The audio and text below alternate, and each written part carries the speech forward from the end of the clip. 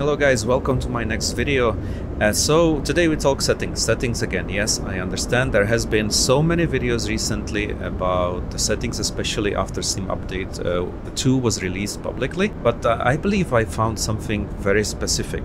And if you really want to have a smooth experience having this all the time in green, make sure you watch this video till the end, because I will reveal one specific settings which I didn't see in recent videos, and it has not been covered by anyone, and it really improved my VRAM usage so much. I will also explain briefly what really helped me, and at the end of the video I will show you that specific settings, and I believe if you apply it, I'm pretty sure you will get improvement, and you will see improvement specifically when it comes to VRAM usage in the sim, because we all know that it's been something what bothers many people, especially those who cannot afford 5090 cards or 4090, because let's be honest, the Microsoft Flight Simulator 2024 is really pushing VRAM in the limits, right? So in my case, 4080 card I have, which is 16 gig of VRAM,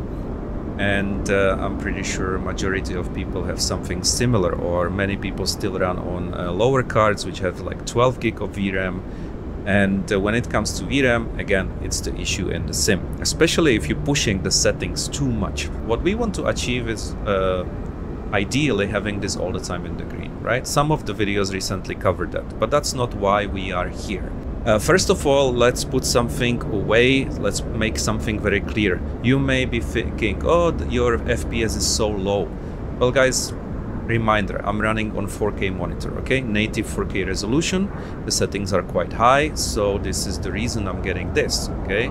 I can definitely make it over 100, and I will show you how, but for me the sweet spot is this settings, running it around 60 steady, 55-ish steady, again on 4K, okay? A very important thing is this one, GPU memory, so VRAM, right? I'm sitting currently the Inabuilds EGKK, so Gatwick airports. Yes, I do not have a traffic on. I did tested it quickly, but then I ran into some issues with my PC. It was not related to sim or settings, it was something different, so I had to do clean reinstall of my Windows completely, wipe out everything. That's why at the moment I do not have a traffic. Yes, of course, if I turn on the traffic, we will have some performance, let's say, decrease, maybe a little bit, but I'm pretty sure it's not by much. Anyhow, at the moment, let's just focus on what I wanted to deliver. So, VRAM usage, right? I'm sitting somewhere between 10.5, 11.2 gigs of VRAM out of allocated 14.5, roughly, more or less. Even though the RTX 4080 is 16 gig of VRAM, usually sim allocates a bit less. So what we want to stay away from, if we are playing the sim, right, we don't want to really push the VRAM so much close to the limits, because if you do that, and if this becomes red and it'll go closer to those 14.2 or whatever it is, then we will get that nasty message of VRAM usage is in its limits, please consider lowering your graphics settings. And of course, not only that, but majority of stutters are caused by that. I mean, it is a combination of CPU as well, of course, but we just basically want to stay away from high VRAM usage. Okay, this is the main thing we want to do, and that's why you guys have to consider your settings. First thing first, I will show you the settings I have, and again, this is a native 4K I'm running because I have a 4K monitor. I upgraded from 2K to 4K. Okay, so let's go to settings, and let's start here. So again, 4K native, okay, full screen resolution. I do have a HDR monitor. I actually have OLED HDR capable, but I keep it off because of the recording with OBS. It's just long story, but OBS has some issue with recording HDR. That's why I don't have it on. Anti-aliasing. So I have at the moment NVIDIA DLS Super Resolution. Quality is set of the type of the Super Resolution. I usually opt for quality, and notice I have a frame generation set on none. I'm not saying it's good or not good to have it on. We can test it later on. I'll show you something specific after I cover these settings, but for me, keep it at none is the best at the moment. This exposure compensation is something new in SIP update 2, so you can basically change it to your liking. I just have it bit down, just not to have it so bright, but not so much, by literally 0.25 down. VSync, I keep it off because I have VSync turned on in the NVIDIA app settings. So instead of turning the VSync on in-game, I believe it has a better performance if you turn it on in your NVIDIA settings. Low latency, I keep it on. Then there is something interesting which some of the videos already covered. I keep frame rate limit to 50%, but at the moment, notice that it's not active, right? Okay, so the first thing I'm gonna give you a small tip, which again, it has been already covered in other videos, but it really works. It's something you can do here. It's a little trick, basically. That trick is to turn VSync on, and you will most likely in the beginning have this set to 100% of your monitor refresh rate. This is specifically very valuable if you are running monitors which have ability to run in higher frequency. So for instance, my monitor is able to be set to 240 Hertz, but I keep it actually in Windows settings at 120. And then I lowered it, so I turned VSync on in the settings, lower it to 50 and turn it off, okay? So are you following? Well, again, there is a reason to do that, okay? Believe me. Then dynamic settings, I don't keep it on, I keep it off. I didn't see actually any differences, you know, like any specific changes if I keep it on. In fact, it was actually worse. So in my personal case, I keep dynamic settings off. And then when it comes to global rendering quality, this is something I wanted to point out. This is something where many people, unfortunately, but it's true. It is really true. Ask yourself if you've been actually guilty, just like myself before. You have to have some kind of expectations, right? So depending on your system, don't push it too much, guys. All right. And you will see you can save so much resources. For instance, terrain level of detail. I can go at 400, yes, but then it'll affect on my performance. It'll put more stress on my VRAM. Why to do that? And believe me, there is not so much of the difference. This is a flight simulator. Most of the time, let's be honest to ourselves, we are sitting in the cockpit, right? You are flying in the airplane, you are enjoying the sim, you're not really exploring the world like in Indiana Jones. So yes, it's great if you have a NASA computer, push it as far as 400. Why not? But again, let's be realistic. And believe me, between 200 and 400, it's almost no difference. At least it's not so noticeable.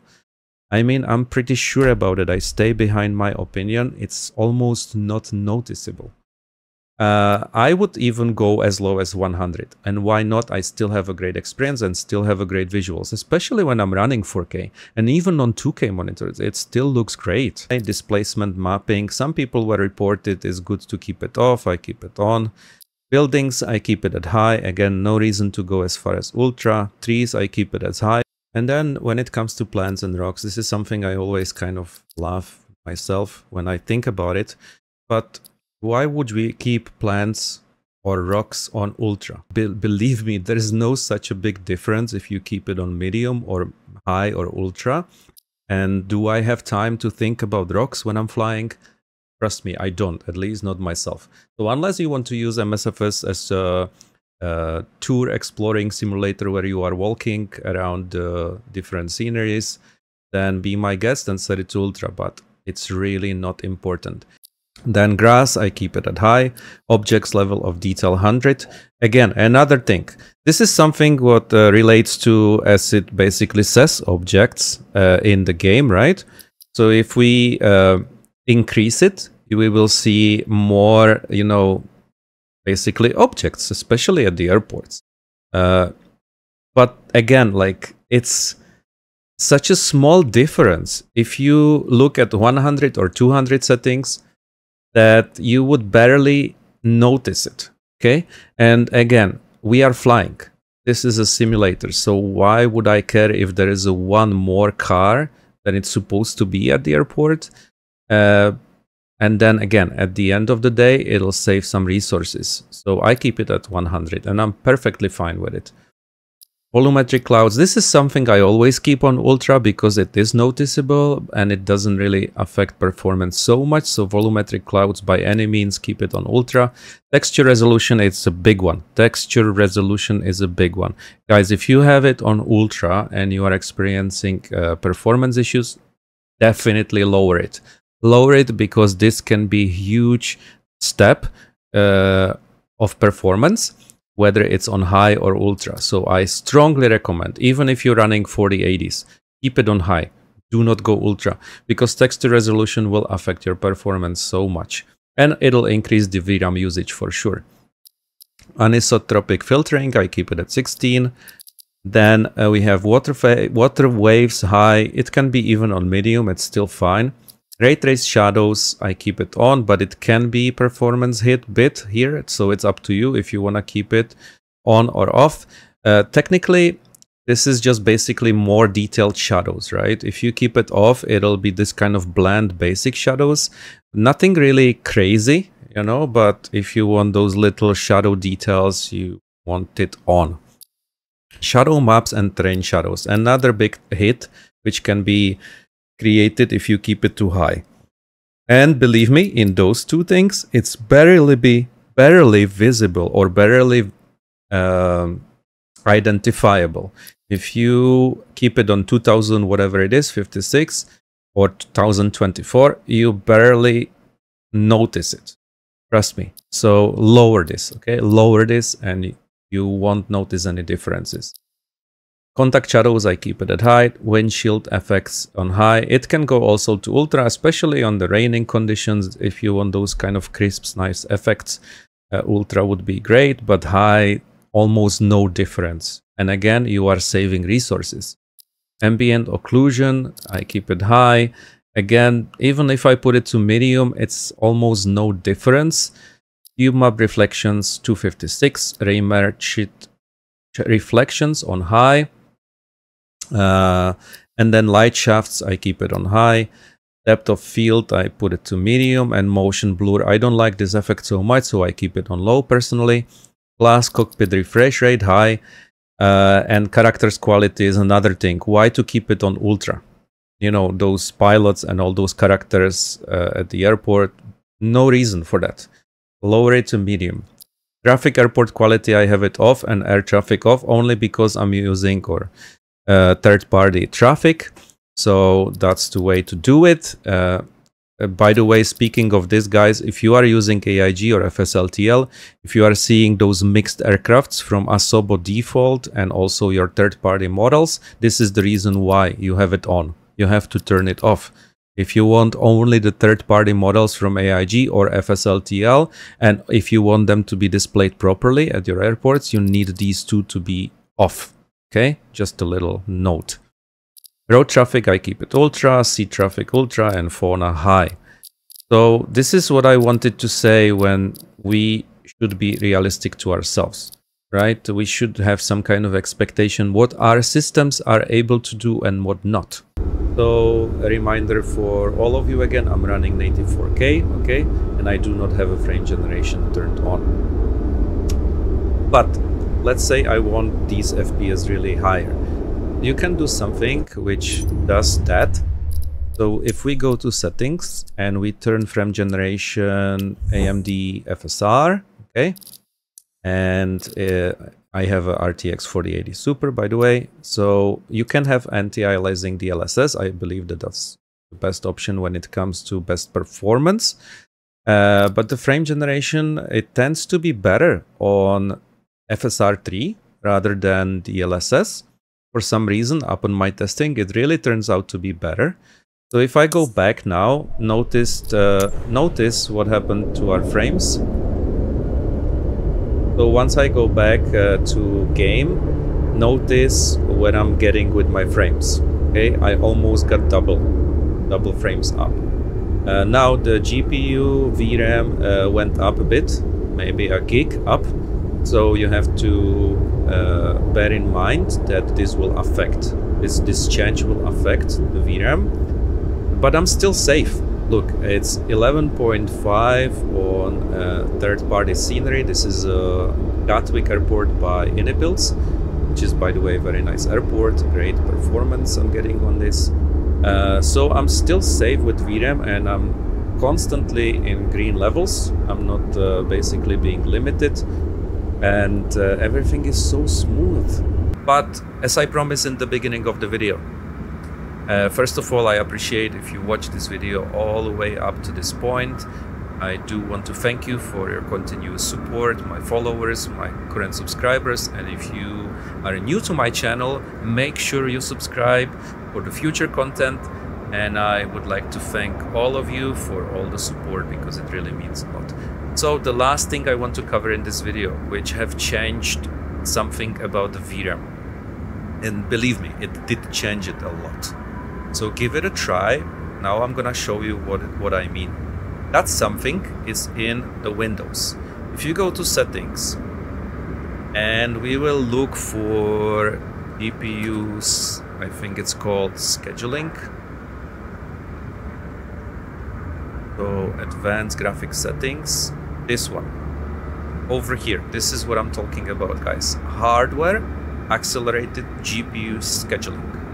Okay, I have it off. Most of you, because I turned it off a couple days ago, most of you will have it on by default. Okay, I guarantee that 90% of people who are watching this video, you will have it on if you check your settings in Windows. And when I turned this off and started the sim, my VRAM dropped like by 2 or nearly 3 gigs down and stayed there, even in the same settings. Believe me or not, at least in my system, it does work this way.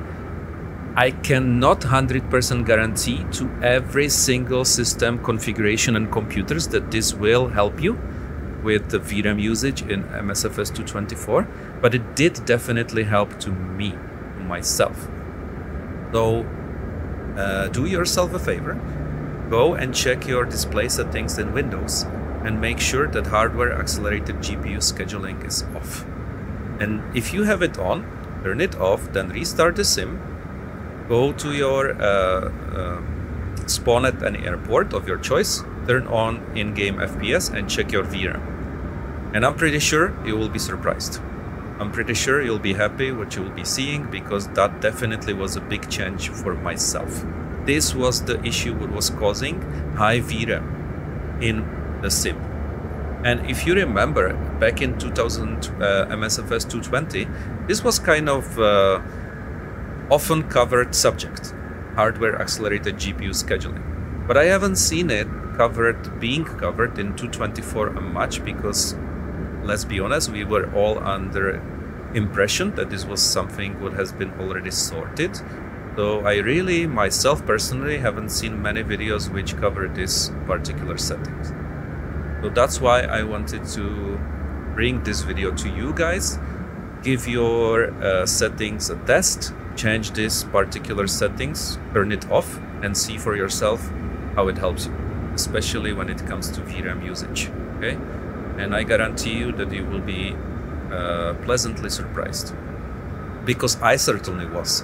When I had this on, my GPU in the same settings, same scenario, same airport, everything same, was really pushing it high, was really pushing it close to 13, nearly 14. So I was running to those occasions when my VRAM was pushing the limits.